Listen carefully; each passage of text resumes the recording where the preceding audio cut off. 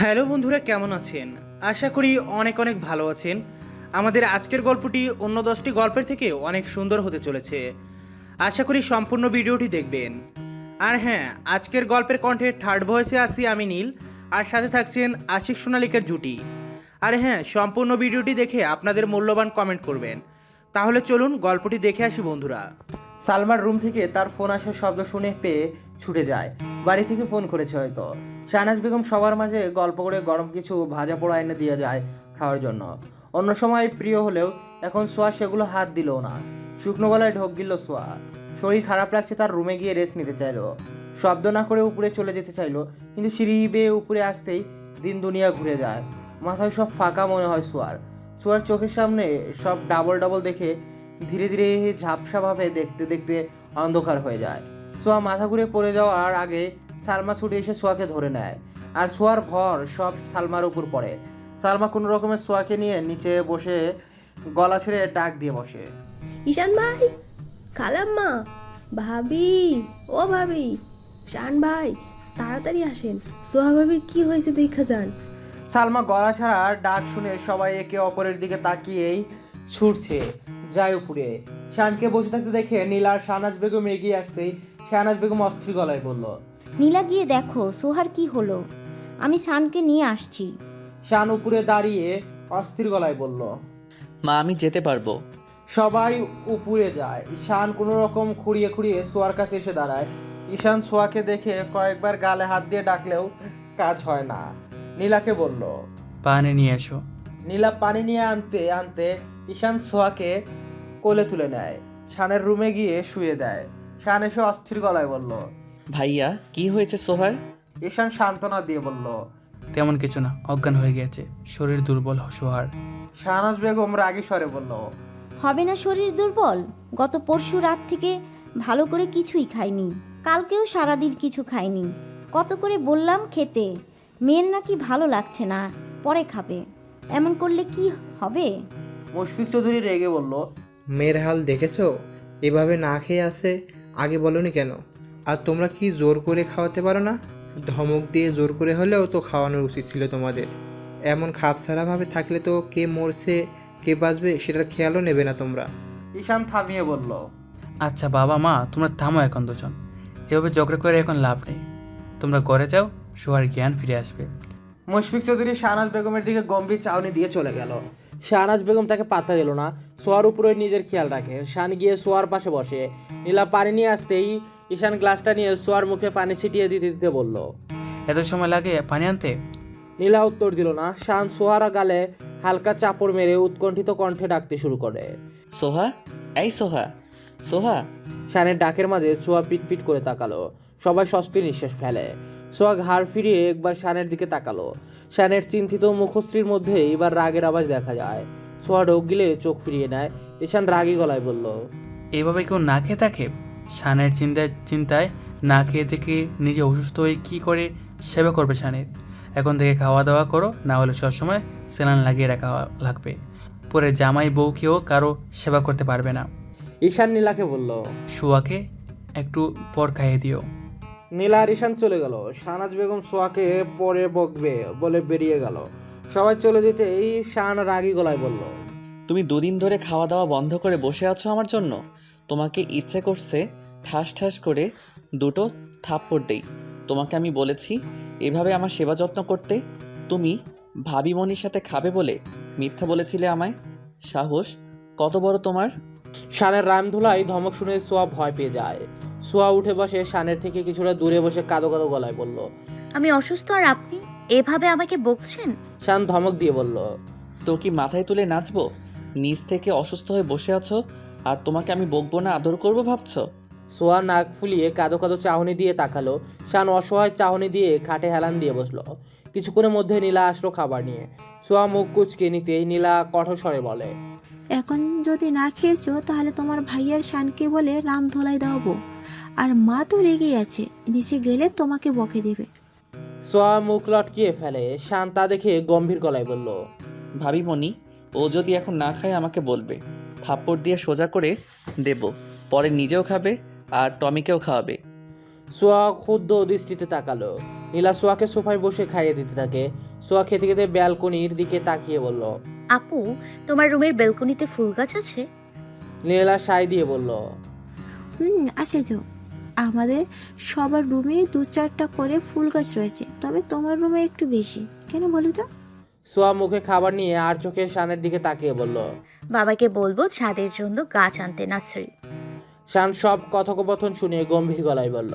আমি 1 সপ্তাহ আগেই নার্সারিতে গিয়ে কথা বলে এসেছি।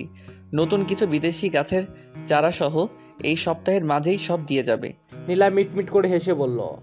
বাহ, আমাদের সামনে দেখি সব দিকে খেয়াল থাকে। সোহার মনের কথা বলার আগে বুঝে গিয়েছে, এরকমই তো হওয়া উচিত। শান প্রত্যুত্তর না দিয়ে সোয়ার দিকে কটমট দৃষ্টিতে তাকালো। সোয়া মিটমিট করে হাসলো। নীলা খাইয়ে চলে যেতে এই সোয়া বারান্দায় চলে গেল। লোকটা যদি বকে আবার, বলা তো যায় না। সোয়া বারান্দায় থাই গ্লাস খুলে দেয়। নিচে যাওয়ার আগে বৃষ্টি ভিতরে আসবে বলে লাগিয়ে গিয়েছিল। গ্লাসটা খুলতে হুড়মুড় করে বাতাস ঢুকতে থাকে। দুপুর গড়িয়ে এসেছে, কিন্তু আকাশের কালো ভাবটা সকালের মতোই রয়ে গিয়েছে। যেন কালো মেঘগুলো আজ আকাশের দিনের আলোর দেখা দিবে না। বৃষ্টিও কমছে না, বরং বেড়ে চলছে। কয়েকদিন কাঠপোড়া রোদের জ্বালায় অতিষ্ঠ হয়ে উঠেছিল সবাই। আজ বৃষ্টির সাথেই ঠান্ডা আবহাওয়া ভালোই। আজকের দিনটা সোহা রেলিংয়ের উপর বসতেই শানের শীতল হাত সোহার হাত ধরে আচমকা নিজের উপর টেনে ফেলে দেয়। সোহা অনেকটা ভয় পেয়ে শানের বুকের উপর শার্ট খামচে ধরে। সোহা নিঃশ্বাস নিয়ে শানের চোখের দিকে তাকালো। শান এক ভ্রু গুছিয়ে গম্ভীর গলায় বলল।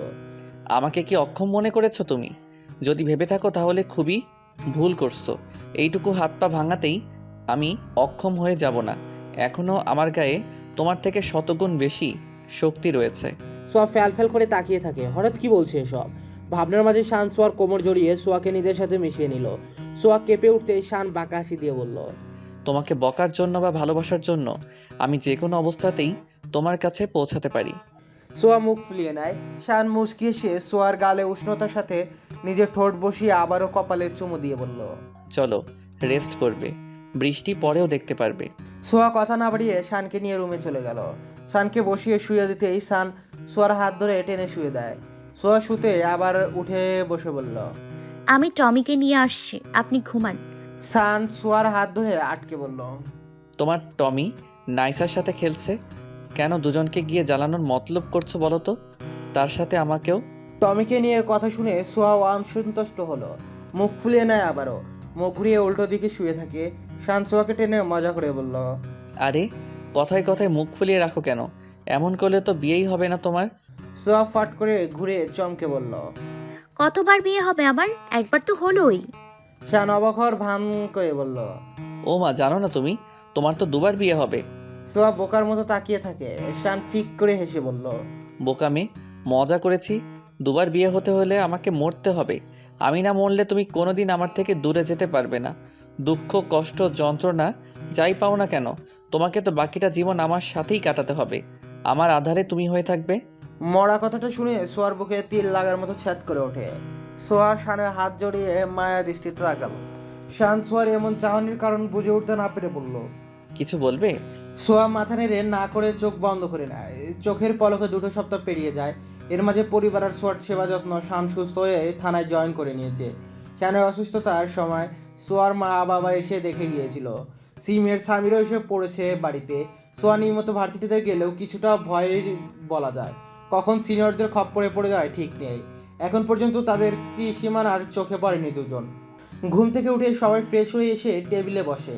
সোয়া নীলার সাথে সাথে সবাইকে খাবার সার্ভ করে দিতে থাকে। শান এসে বসতেই সোয়া মুখ থেকে অতি মিষ্টি একটা হাসি ফুটিয়ে শানের সামনে তার খাবার রাখে। শান ভ্রুকুচকে তাকিয়ে থাকে সোয়ার এই হাসি দেখে। সোয়ার অযথা হাসি দেখেই শান ধরে নেয় কোনো ঘাপলা রয়েছে কোথাও। সোয়ার নীলা সবাইকে খাবার সার্ভ করে নিজের নিজ জায়গায় বসে পড়ে। সোয়া শানের পাশের চেয়ারটাতেই বসেছে। সোয়া সিমিকে গ্লাসে জুস ঢেলে দিয়ে বলল। নাও আপু, সব খাবার খেয়ে আমাদের বাবুকে তোমার পেটেই বড় করো তাড়াতাড়ি। সোয়ার কথায় সবাই হেসে দেয়। সিমি ভ্রুকুচকে সোয়ার দিকে তাকিয়ে দেয়। সোয়া দাঁত কেলায়। শান সোয়ার দিকে তাকিয়ে স্যান্ডউইচে কামড় দেওয়া সায়।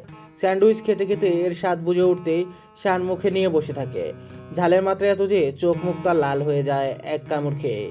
শান ঘাপটি মেরে বসে থাকে, কি করবে বুঝতে পারছে না। শান লাল হয়ে যাওয়া চোখ সোয়ার দিকে তাকিয়ে দেখে সোয়ার শয়তানি মার্কা হাসি দিয়ে তাকিয়ে আছে। কান দিয়ে তার গরম ধোঁয়া বের হচ্ছে। ঝালের শান দ্রুত গ্লাসে জুস ঢেলে খায়, কিন্তু কোনো কাজ। ঝাল তার 12টা বাজার মতো অবস্থা। নীলা শানকে খেতে না দেখে বলে। শান বসে আছো কেন? তোমার চোখ লাল হয়ে আছে কেন? শান বহু কষ্টে নিজেকে স্বাভাবিক রাখার চেষ্টা করে বলল। এমনি। আচ্ছা, আমার একটা কাজ আছে, আমি উপরে খেয়ে নিচ্ছি। শান কথা শেষ করে কেউ কিছু বলার আগে শান ব্রেকফাস্টের প্লেট হাতে নিয়ে এক প্রকার দৌড়ে উপরে ছুটে যায়। সবাই একটু অবাক হয়ে যায়, সোয়ার চিন্তায় পড়ে যায়। প্লেট নিয়ে গেল কেন আবার? শান তো একদমই ঝাল খেতে পারে না। সোয়া উঠে চিন্তিত হয়ে বলে। আমি দেখে আসছি একটু। সোয়া রুমে ঢোকার সাথে সাথে শানের হেঁচকা টানে শানের বুকের উপরে গিয়ে পড়ে। সোয়া কিছু বোঝার আগে শান সোয়ার অধৈর্যরা নিজের আয়ত্তে নিয়ে নেয়। ঝালে দিশারা হয়ে গিয়েছে বেচারা। সোয়া ছাড়া পাওয়ার জন্য ছটফট করতে থাকে, কিন্তু শান তার বলিষ্ঠ হাত দিয়ে নিজের সাথে চেপে ধরে আরও। সোয়ার মিষ্টি ওষ্ঠধর শুষে ঝাল কমিয়ে নিতে ব্যস্ত। সোয়াও শান্ত হয়ে যায়। শান ঝাল সহ্য করতে পারে না, কিন্তু সোহার রাগের বসে শানের সাথে দুষ্টমি করতে গিয়ে ইচ্ছে করে শানের স্যান্ডউইচে কাঁচামরিচ আর বোম্বাই মরিচ বেটে দিয়েছে। সোয়ার নিঃশ্বাস শব্দ বন্ধ হয়ে যাচ্ছে, তখন শান সোয়ার ঠোঁট ছেড়ে ঘাড়ে মুখ গুজে দেয়, সোয়ার গলায় কামড়ে দেয়। সোয়া কিছু বলল না। কিছুক্ষণ পর শান সোয়াকে ছেড়ে সোফায় বসে পড়লো, ধপ করে পড়লো।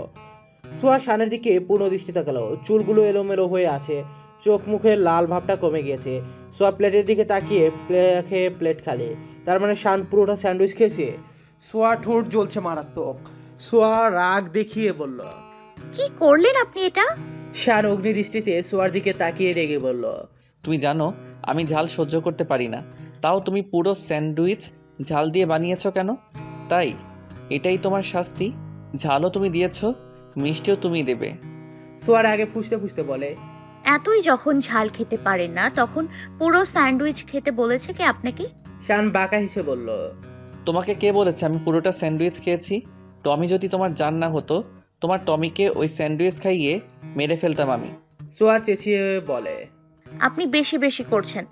আপনি আবার আমার টমিকে নিয়ে কথা বলছেন। টমিকে মারার আপনি কে?